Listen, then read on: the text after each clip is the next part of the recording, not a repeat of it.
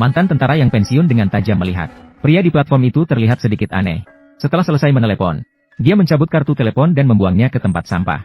Kemudian, dengan curiga, dia melihat-lihat sekeliling. Barulah dia naik ke kereta. Awalnya, Beth tidak begitu memperhatikan. Namun tidak lama setelah kereta berangkat, dia melihat pramugari menunjukkan ekspresi yang aneh. Seorang wanita dengan hati-hati mengetuk pintu toilet. Ketika tidak mendapat jawaban, dia dengan tegang berjalan ke bagian belakang kereta. Pengalaman bertempur bertahun-tahun memberitahu Beth, ada sesuatu yang serius terjadi di sini. Dia segera menenangkan anak-anak. Lalu dia mendekati pramugari. Setelah mengungkapkan identitas polisinya, dia baru mengetahui, kemungkinan besar ada bom bunuh diri. Meskipun pramugari memberitahunya, pasukan anti-teror sudah berjaga di stasiun berikutnya. Namun Beth yang berpengalaman sangat sadar. Begitu tersangka merasa kereta berhenti, dia akan segera keluar dari gerbong dan meledakkan bom. Untuk mencegah situasi memburuk, Beth memerintahkan awak kabin membuka kunci dari jarak jauh. Kemudian bersiap untuk langsung masuk dan menangkap tersangka. Namun tiba-tiba saat mengangkat kakinya, pria itu malah keluar dari toilet dengan sukarela. Dan dia tidak membawa bom. Setelah memberitahu awak kabin bahwa ancaman telah dihilangkan, Beth kembali ke toilet untuk memeriksa jejak bom. Namun tidak disangka saat membuka pintu. Semoga Allah memberikanmu keselamatan. Ternyata benar ada bom manusia yang tersembunyi. Wanita itu jelas sudah dimanipulasi oleh suaminya. Terlepas dari upaya Beth untuk menenangkan, emosinya tetap tidak bisa tenang. Jangan tekan, tolong jangan gerak. Tolong, jangan gerak, tolong jangan gerak. Tolonglah. Sepertinya wanita itu dipaksa untuk bunuh diri. Dan sebenarnya tidak ingin meledakkan bom. Maka Beth mencoba lagi untuk berbicara dengannya. Dia kemudian menunjukkan foto anak-anaknya padanya. Saat melihat foto anak-anak, sebuah ekspresi lega muncul di wajah wanita itu. Kemudian, Beth berbicara padanya, bahwa dia juga pernah berada di medan perang Afghanistan. Dia sangat menyadari ketidakbersalahan warga sipil dalam politik. Mereka tidak seharusnya, para politisi yang penuh dengan kebohongan, mengorbankan nyawa mereka sendiri. Akhirnya, dengan usaha Beth yang gigih, wanita itu mulai tenang secara perlahan. Dia setuju untuk meminta pramugari menelepon, mendesak evakuasi penumpang di gerbong sebelah, dan memberitahu polisi khusus, menunjukkan wanita bersedia untuk bernegosiasi. Namun ketika kereta masuk ke stasiun yang ditinggalkan, polisi khusus langsung menyerbu kereta dengan senjata lengkap. Mereka juga menempatkan penembak jitu di gerbong sebelah. Ternyata mereka tidak berniat untuk bernegosiasi dengan wanita itu, malah bersiap untuk menembak langsung. Beth segera melindungi dengan tubuhnya. Mohon mereka untuk tidak menembak, karena wanita sudah setuju menyerah. Dia tidak ingin mengorbankan nyawa yang tak bersalah lagi. Namun jelasnya pasukan khusus hanya ingin menyelesaikan masalah dengan cepat. Terus mendorong Bart untuk segera mengalah. Karena kedua belah pihak terus bertahan tanpa kemajuan, wanita menjadi semakin tegang. Tidak bisa menembak. Baiklah, jangan menembak, jangan menembak. Pasukan khusus menyadari kekuatan senjata mereka.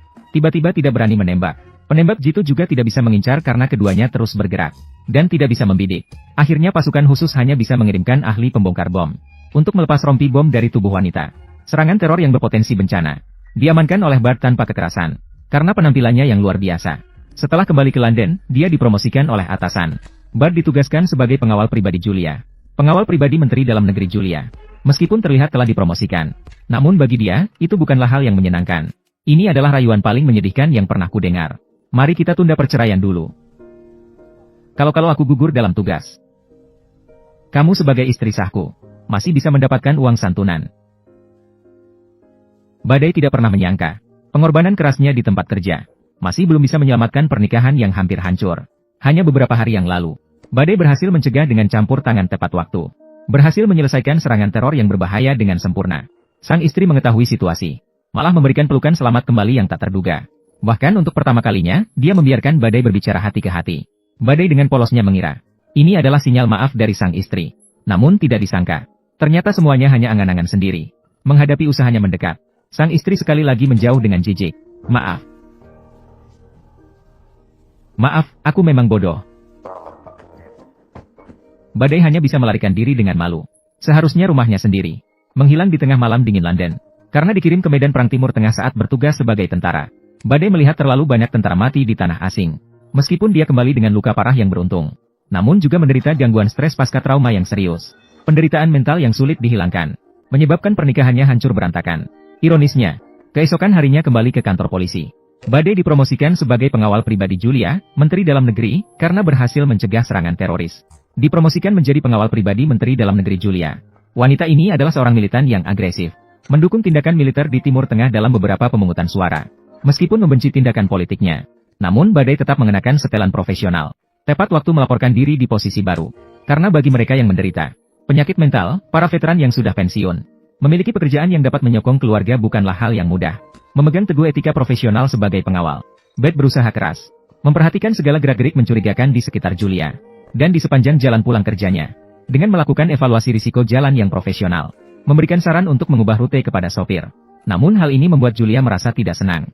Menganggap Beth telah menyia-nyiakan waktunya. Pekerjaan saya adalah memastikan keamanan Anda, Nyonya.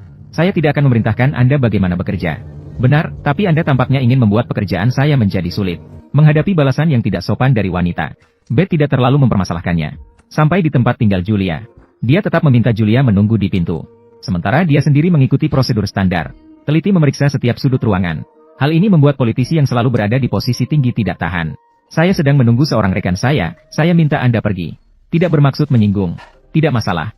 Setelah melepaskan emosi, Julia kembali fokus bekerja. Namun pada saat itu, dia melihat nama Bart dari laporan serangan teroris.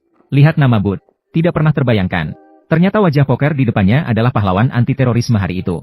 Dia merasa hormat tiba-tiba muncul di hatinya. Maka dia dengan sukarela merendahkan diri. Untuk meminta maaf atas perilaku kasarnya sebelumnya. Seperti yang Anda inginkan, Nyonya. Saya serius, saya sangat bodoh hari ini. Tanpa memperhitungkan masa lalu, hubungan mereka mulai membaik. Setelah kembali ke rumah, Bart ingin berbagi perkembangan kerja dengan istrinya. Namun tidak disangka-sangka, istrinya sama sekali tidak tertarik. Langsung menutup telepon dengan dingin. Dia hanya bisa mengunjungi anak sebagai alasan. Keesokan harinya, dia menemui istrinya. Awalnya ingin memberitahunya bahwa keadaannya semakin membaik. Berharap bisa memperbaiki pernikahan yang hancur. Namun dia sama sekali tidak menyangka. Anaknya sama sekali tidak ada di rumah. Jadi, istri tidak mengangkat telepon semalam. Karena sedang mewarnai topinya sepanjang malam. Kamu tidur dengan pria itu. Mengirim anak-anak kita ke tempat lain. Mereka senang bermain bersama teman sekolah. Apakah mereka tahu? Mereka pikir dia adalah temanku. Bud menyadari. Istri sudah sepenuhnya meninggalkan pernikahan ini. Dia hanya bisa menahan kesedihannya. Katakan padanya untuk tidak bercerai dulu. Kalau aku meninggal dalam tugas. Kamu sebagai istri sahku. Masih bisa mendapatkan uang pensiun. Asisten kecil tidak sengaja tercebur. Menumpahkan secangkir kopi ke atas bos. Namun dia tidak tahu bagaimana memperbaikinya. Malah tetap tertawa di tempat. Diam. Melihat bos akan segera tampil di televisi. Namun dia menolak meminjamkan kemeja bersihnya. Dia terlalu gemuk. Benar-benar berikan kemejamu padanya. Aku tidak mengenakan kemeja wanita. Menghadapi situasi memalukan seperti ini, Beth tidak bisa diam saja. Maka dia melepaskan kemejanya yang baru. Dan memberikannya kepada Julia untuk keadaan darurat. Tindakan yang penuh kejantanan seperti ini. Bahkan politisi wanita yang sombong tidak bisa menahan diri untuk memperhatikannya. Namun yang tidak dia ketahui adalah, Beth memiliki rasa marah yang dalam terhadap teori perangnya. Dalam hatinya, ia selalu menyimpan kemarahan yang mendalam. Karena dia adalah korban dari tindakan politik mereka.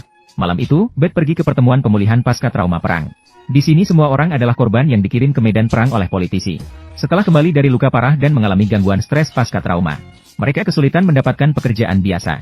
Teman baik, Scarface, ingin berbicara dengan Beth. Namun mengetahui bahwa dia sekarang menjadi polisi.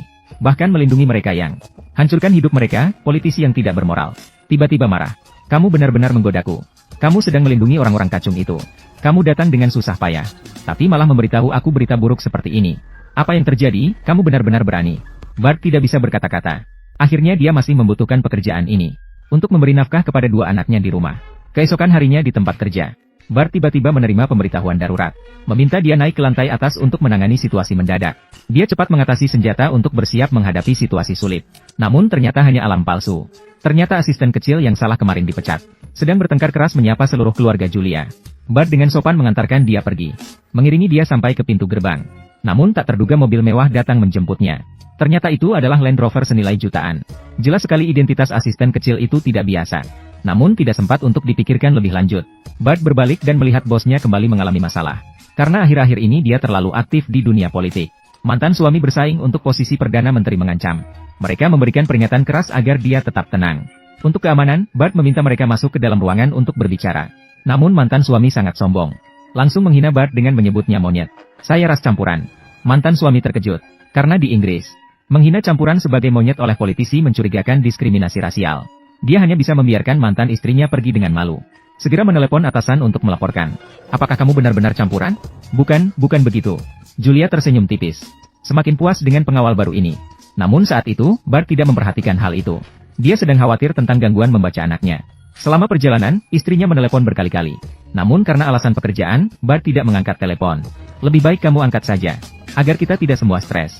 Maaf, Nyonya. Baru saja mengangkat telepon. Seketika, keluhan istri terdengar keras. Karena anaknya ditolak oleh sekolah khusus. Dia harus segera mencari sekolah lain. Tapi apa yang bisa dilakukan seorang pengawal kecil? Saat dia sedang bingung. Tanpa disadari, Julia di kursi belakang sudah memperhatikan. Namun ketika dia kembali ke gedung pemerintahan, dia mengetahui dari laporan Menteri Keamanan Negara. Sebuah kelompok teroris sedang bersiap untuk menyerang sekolah anak-anak Bart. Berdasarkan perkiraan saat ini kemungkinan besar terkait dengan Bart. Sebagai balasan atas upaya mencegah serangan teroris kereta api, kepolisian London menerima laporan intelijen. Pasukan khusus segera dikerahkan untuk mengikuti teroris. Namun terlambat. Keberadaan mereka terdeteksi oleh musuh. Maka teroris membawa truk putih. Tiba-tiba mempercepat dan menabrak anak-anak. Saat itu, pasukan khusus yang mendapat laporan datang dengan cepat.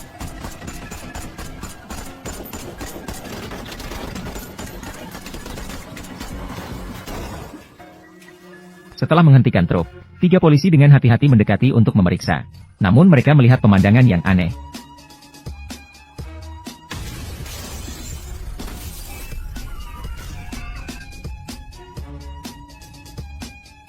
Julia segera menerima laporan intelijen. 2 tersangka dan 3 polisi tewas di tempat. Sementara target serangan adalah sekolah Baratsian di mana anak-anak Beth berada. Sial, kamu tahu sekolah itu? Tidak tahu. Saya dengar tidak ada korban jiwa di kalangan siswa dan guru. Julia akhirnya bisa lega. Segera bersiap untuk pergi ke pertemuan krisis dengan Perdana Menteri. Kemudian memerintahkan peningkatan tingkat ancaman menjadi tinggi. Karena hubungan pribadi, dia segera memberitahu Beth. Meskipun heran mengapa, Julia akan mengenal keluarganya. Namun Beth tetap mengucapkan terima kasih dengan sopan. Karena belum bisa dipastikan apakah akan ada serangan balasan berikutnya. Atasan memindahkan keluarganya ke rumah aman, sambil menghindari ancaman bagi Menteri Dalam Negeri. Beth juga dipanggil kembali ke kantor polisi untuk bekerja di bagian administrasi. Tidak mungkin, Pak. Bukan saya yang membuat kesalahan. Orang yang membocorkan informasi itulah yang seharusnya dihukum. Ini bukan hukuman, Beth. Beth sangat marah. Padahal dia adalah pahlawan yang mencegah serangan teroris. Namun dianggap sebagai ancaman keamanan. Mendapat penurunan jabatan yang tidak adil. Dia berharap setelah pulang ke rumah, dia bisa mendapatkan sedikit penghiburan dari keluarganya. Namun istrinya tetap tidak memberikan senyum. Bahkan menyalahkan dia atas kesulitan anak-anak. Karir terhambat ditambah ketidakpengertian keluarga. Membuat Beth yang sudah menderita trauma stres semakin gelisah. Namun yang tidak dia ketahui adalah, pada saat yang sama, Julia. Dia juga marah di rapat. Mengkritik kegagalan polisi. Penyelidikan terhadap tersangka belum menunjukkan hasil. Bahkan akan menjatuhkan hukuman pada satu-satunya polisi yang berhasil mencegah serangan teroris. Dia dipindahkan dari tim perlindungannya. Tak lama kemudian, Bart menerima berita baik. Anaknya mendapat surat penerimaan sekolah khusus. Dan dia juga dipulihkan ke jabatannya. Dipanggil kembali ke sisi Julia. Senang melihatmu kembali, Inspektur Bart. Terima kasih, Nyonya. Mengingat situasi sosial yang semakin serius di Inggris, Perdana Menteri mengumpulkan Menteri Kabinet untuk rapat tingkat tinggi. Namun setelah rapat selesai, Julia diserang oleh penembak jitu dalam perjalanan pulang.